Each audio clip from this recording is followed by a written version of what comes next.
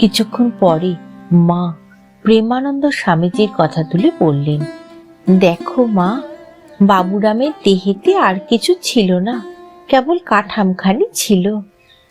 এমন সময় চন্দ্রবাবু উপরে এসে ওই কথায় চোখ দিলেন এবং বাবুরাম মহারাজের দেহ সৎকারের জন্য কয়েকজন ভক্ত যে চন্দন কাঠ, ঘি, ধূপ, ফুল ইত্যাদি 400-500 টাকার জিনিস দিয়েছেন তাই বলতে লাগলেন।